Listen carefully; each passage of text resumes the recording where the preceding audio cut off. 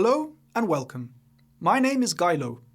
In this short presentation, I will share with you the key takeaways from my thesis research on the economic performance of mixed farming and agroforestry systems in Europe.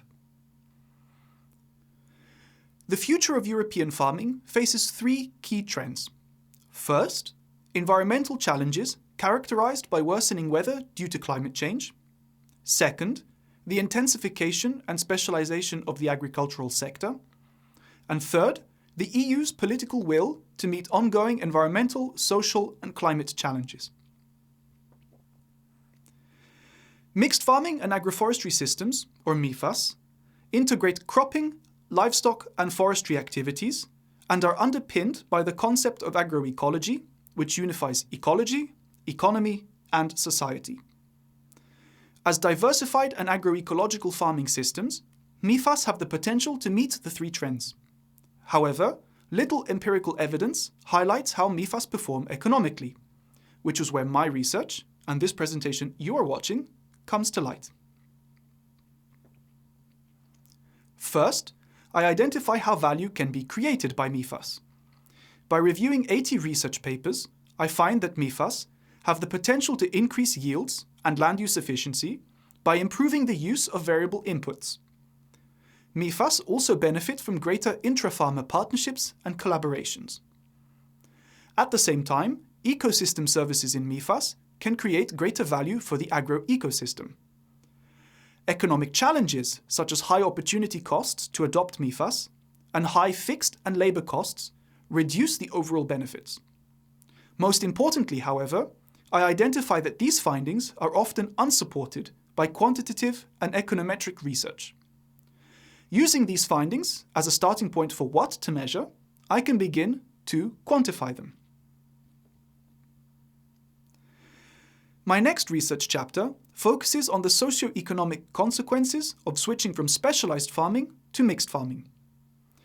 For this, I use the EU's FADN, a representative accountancy dataset for European farms, and I test whether switching to mixed farming has an effect on profitability and labor indicators.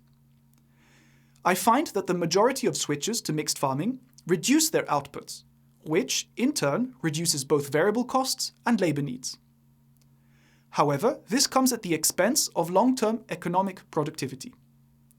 Thus, switchers to mixed farming are not observed to perform better economically than specialized farms that had not switched.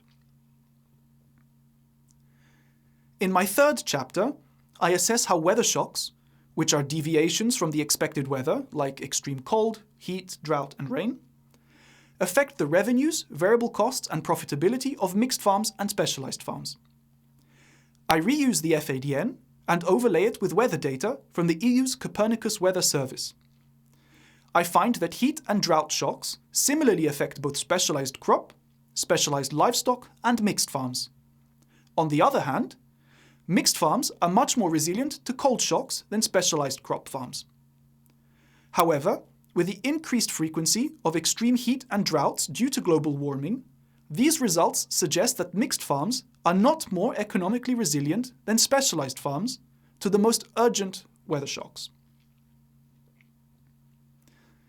In my fourth research chapter, I evaluate how weather shocks, this time spring frost shocks, impact a downstream agroforestry processor. Here, I use supply data provided by a Swiss juicer that sources juicing apples from extensive meadow orchards, which also raise livestock. As opposed to intensive and specialized apple productions, extensive productions rely on minimal tree management, including for frost. I look at how a frost shock during the flowering period of apple trees affects the availability of apples for juicing. I find that frost shocks have a significant effect on the quantity of apples provided to the juicer. This chapter illustrates that imperfect collaboration between food system actors and policymakers can add additional economic challenges for all stakeholders.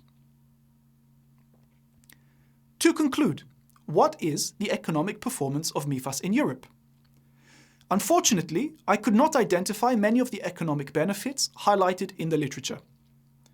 MIFAS does not appear to offer most of the expected economic benefits related to profitability indicators. Profitability and value creation in MIFAS remain constrained and economically disadvantaged compared to specialized farming systems. Economic resilience of MIFAS, such as against weather shocks, depends on effective diversification strategies and equitable relationships between stakeholders in the value chain. This thesis recommends that food system actors in MIFAS value chains, including farmers and non-farm actors, pursue closer linkages, cooperative structures, and a mutualism of benefits, all of which are necessary for capturing agroecological value arising from MIFAS. Thank you for watching, and I invite you to read the ebook of my thesis for more information.